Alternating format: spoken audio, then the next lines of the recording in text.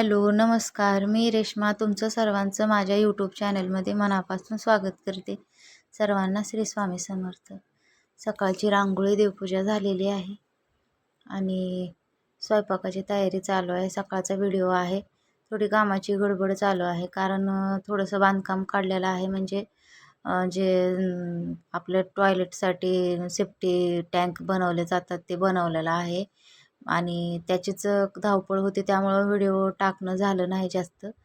आणि आता हे सकाळी सकाळीच एकादशीचा व्हिडिओ आहे. म्हणजे सकाळी मुलांसाठी स्वयंपाक बनवावाच लागतो. मुलांची काही एकादश नसते आणि आमच्या मिस्टरांची पण नसते, त्यामुळं त्या तिघांसाठी हे चपात्या बनवत आहे. आम्हाला दोघींना एकादशी असते आणि ह्या चपात्या करून घेतल्यानंतर आम्हाला फराळीचं बनवायचं असतं. त्यामुळं मग आधी त्यांचं बनवून घ्यायचं आणि नंतर आपलं फराळीचं निवांत बनवून घ्यायचं. आणि देवपूजा हे सकाळी सकाळी केल्यानंतर बरं वाटतं थोडंसं, म्हणून जरा लवकर देवपूजा करून घेतली. आणि चपात्या पण करून घेतल्या गडबडीने.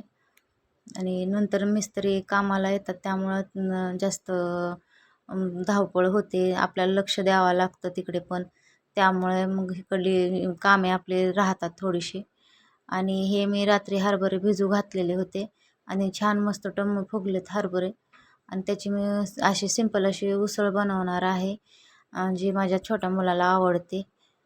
ते आधी मी काय करते तर हरभरे असे भाजून घेते. ही आमच्या आईची रेसिपी आहे. म्हणजे आई असं उसळ बनवत होती आणि ती मुलाला खूप आवडते. त्या पद्धतीनेच तो बनवायला लावतो.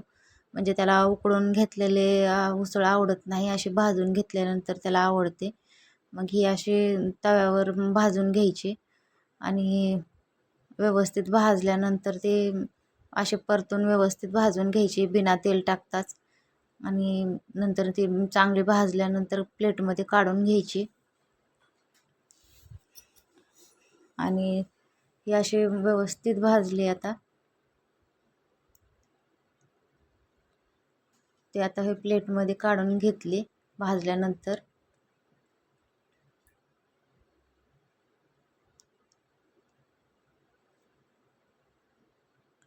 छान अशी उसळ लागते. ही माझ्या आईची रेसिपी आहे. ती अशी सिंपल अशी उसळ बनवते. खूप सिंपल असते पण चवीला खूप छान लागते आणि त्यामुळेच माझ्या छोट्या मुलाला खूप आवडते ती उसळ. आता त्यातच मी तव्यात तेल टाकून घेतलं. जास्त पण तेल टाकायचं नाही, थोडंच टाकायचं आणि काहीच टाकायचं नाही. फक्त जिरी आणि मोहरी टाकायची. जिरी मोहरी टाकले व्यवस्थित तडतडल्यानंतर आपण त्यात लसूण ठेचून टाकायचा. म्हणजे मी लसूण आणि कोथिंबिरीचं जे वाटण असतं ते नाही वापरत. असं लसूण ठेचून घ्यायचा आणि तो टाकायचा आणि तो व्यवस्थित परतून घ्यायचा. सिंपल अशी उसळ असल्यामुळे ह्याला काही तामझाम नसतो. पहिला असंच बायका उसळ बनवायच्या, जास्त काही असं करायचं नाहीत, पण खूप चवीला छान लागते. आणि यात थोडीशी काळी चटणी टाकायची, जास्त नाही, थोडीच टाकलेली आहे, तिखट खात नाहीत म्हणून. आणि नंतर आपण जे भाजून घेतलेले हरभरे होते, म्हणजे उकडून जे आपण भिजू घातलेले आणि भाजलेले हरभरे त्यात टाकायचे आणि व्यवस्थित परतून घ्यायचे. सगळं पूर्ण तिखट सगळ्या हरभऱ्याला लागलं पाहिजे. आणि नंतर आपलं चवीनुसार मीठ टाकायचं आणि मीठ टाकल्यानंतर व्यवस्थित आणखीन हलवून घ्यायचं. ह्या उसळीला मीठ व्यवस्थित झाल्यानंतर खूप चव लागते. त्याला काही जास्त आटास करायची गरज नाही. सिंपल अशी उसळ आहे आणि ही खूप आवडीने खातात मुले. आता ही रेडी झाली आहे उसळ.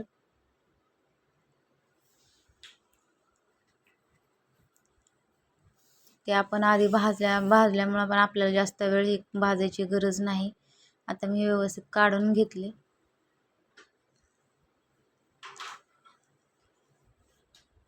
आणि नंतर खाताना आपण ह्याच्यात कच्चा कांदा चिरून, कोथिंबीर चिरून, लिंबू पिळून खाऊ शकतो. म्हणजे आणखीन त्याची चव वाढते. आपल्या आवडीनुसार आपण ते खाऊ शकतो. आणि रेडी झाली सिंपल अशी उसळ. आणि इथं पाणी उकळायला ठेवले. शाबू भिजू घातलेला होता 2 दिवस आणि तो फ्रीजमध्ये होता, त्यामुळे तो असं वाया जाऊ नये म्हणून असं थोडंसं पाणी उकळत ठेवलं होतं आणि त्यात एक बटाटा खिसून टाकलेला आहे. 2 बटाटे टाकलेत आणि हे थोडासा शाबू उरलेला होता तो त्याच्यातनं व्यवस्थित धुवून घेतला आणि त्याच्यात टाकला. म्हणजे काय होतं तर ते आता वाया जाणार नाही म्हणून याच्या आपल्याला शाबूच्या पापड्या बनवायच्या आहेत. आणि मग ते सासूबाईंनी पाणी ठेवून घेतल्या होत्या, परत नंतर त्यांना काहीतरी काम आलं म्हणून त्या बाहेर गेल्या आणि त्यात मी मग थोडंसं हलवून घेतली. त्यांनी मीठ हे टाकून गेल्या होत्या त्याच्यात. आता मी शेवग्याची भाजी करून घेतली आमटी आणि आमटी करत करत त्याच्याकडं शाबूच्या पापड्याचं जे हे होतं पीठ त्याच्याकडे लक्ष दिलं आणि मध्ये मध्ये असं हलवून घेतलं. आता हे व्यवस्थित शिजत आलेलं आहे, असं याला घट्टपणा आलेला आहे आणि याच्या पापड्या पण खूप छान झाल्या आणि खूप चवीला पण छान लागल्या.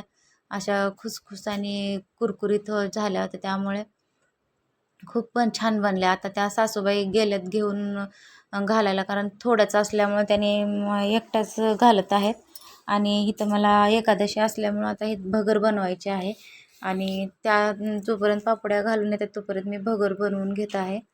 आता भगरीसाठी मी कढईत तेल टाकून घेतले. ही रेसिपी तर तुम्हाला माहीतच आहे. आणि नंतर त्यात अशी मिरची खोडून टाकली आणि ती व्यवस्थित परतून घेतली. आणि सिंपल असा भगरीचा भात आहे, पण मला असा साधा पांढरा भात आवडत नाही, त्यामुळं मी असा फोडणी टाकूनच भगरीचा भात करते. आणि ही व्यवस्थित मिरची परतून घ्यायची आणि नंतर आपण त्यात धुवून स्वच्छ भगर घेतलेली आहे रोळून, म्हणजे त्यात खडे आहेत का बघून, आणि ती व्यवस्थित धुवून घेतलेली भगर घालायची, व्यवस्थित परतून घ्यायचं आणि ती व्यवस्थित परतल्यानंतर आपण त्यात पाणी ॲड करायचं. जेवढं भात शिजायला लागतं तेवढं पाणी आपण त्यात ॲड करणार आहोत.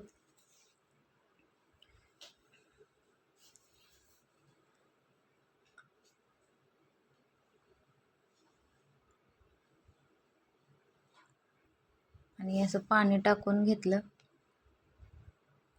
ते व्यवस्थित हलवून घेतलं.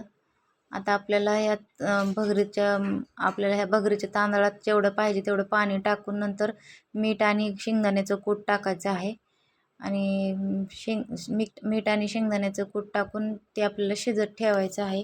असा भगरीचा भात केल्यानंतर खूप छान लागतं. मी कधी मोकळा बनवते तर कधी असं असं बनवते, म्हणजे भातासारखा भात बनवते, त्यामुळं ते आदलून बदलून खाल्ल्यानंतर असं कंटाळा पण येत नाही. आणि आपल्याला म्हणजे सारखं सारखं उपवास असल्यामुळं कधी कधी आपल्याला बोर होतं की हेच जरा चवीत चेंज होतं आणि तळण पण जास्त कधी कधी खाऊ वाटत नाही, त्यामुळं असा भात बनवला की खाऊ वाटतो. थोडंसं त्याच्यासोबत चिप्स तळून घेतलं की म्हणजे तोंडी लावायला काहीतरी असलं की बरं वाटतं. भात रेडी झालेला आहे आणि दही पण आहे आणि हे टँक बनवलेले आहेत बघा. असे टँक बनवून घेतलेत. आता पूर्ण होत आलं आहे बांधकाम. आणि आता शाबूच्या पापड्या पण सासूबाईने घालून घेतल्या. आता अशा छान झाल्यात शाबूच्या पापड्या. आणि व्हिडिओ आवडला असेल तर लाईक शेअर सबस्क्राईब करा. सर्वांचे धन्यवाद.